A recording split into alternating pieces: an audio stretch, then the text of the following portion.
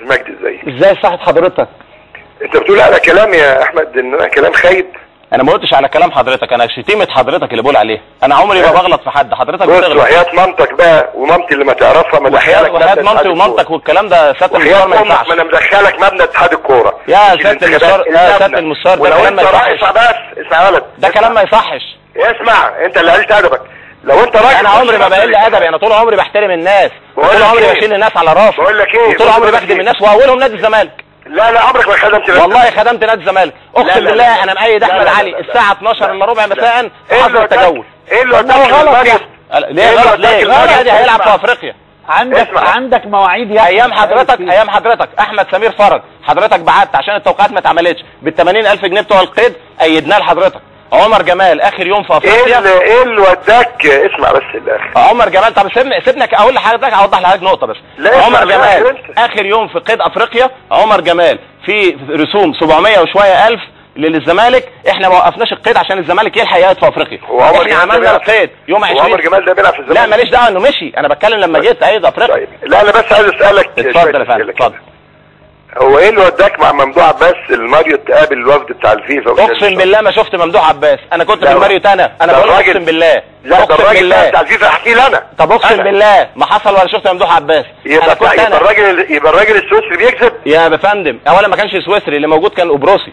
لا يا استاذ مش عارف ان هو قبرصي. والله ما حصل والله. ايوه لا الوفد ده جاي قابل مجلس اداره الاتحاد، قابلناه، رحنا لماريوت انا والاستاذ جمال علام والمهندس هنا ابو ريده، وكان قاعد الثلاثه بتوع الوفد. لا قابلنا ممدوح عباس ولا شفناه ولا اتكلمنا. وعايز اقول لحضرتك على حاجه بس، والله العظيم ان انا وجمال علام وهنا ابو ريده كلنا فول. لا سيبك من قصه الفول بقى، ما انت ممكن تاكل اقسم بالله جمبري ده في اي مكان. اقسم بالله كان فول. ماشي.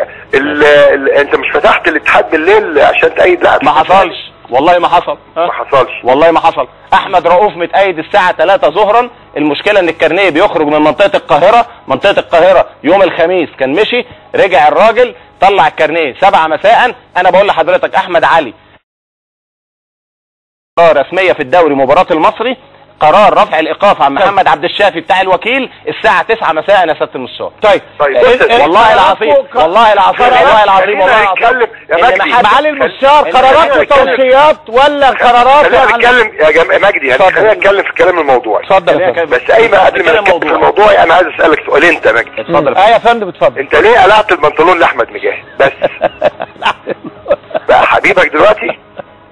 والله ما حصل. ولا انت جايبه عشان مراته في خناقه مع حد؟ بس الكلام ده كله ما حصلش يا احمد. اهو احمد اهو. طب احلفوا انتوا الاثنين ان انت ما قلعتوا له البنطلون. والله ما قلعته له. قلعه له ليه؟ ليه ما حلفناش؟ ليه ما قلت لك والله ما قلعته له؟ خلينا نتكلم بقى في اللوائح. احنا وبعدين انت جاي دلوقتي ما تتكلم في القرارات. انت عمال ما تتكلم في انت قرارات وتوصيات ولا؟ لا صحيح عمال تقول ايه؟ واليوم ضيفنا العزيز الكبير. يا عمي ضيفي. هو النهارده مذيع ضيفي يا سياده المستشار لازم احترمه ايا كان. لا عايز اقول لك حاجه. لا انت مش سهل يا مجدي. لا انت مش سهل. انت جايبه عمال تلطق فيه، واخد بالك؟ انا ومين اللي بيقول ده؟ انا عمال اهاجمه كل ده. اللي جاب جمال علام ومين اللي مش عارف مين؟ يا ريس انا بقول الكلام اللي بيتقال في الصحافه واللي بيتقال على سمة الناس. خلينا انا يا سياده المستشار. لا خلينا الاول في اللوايح.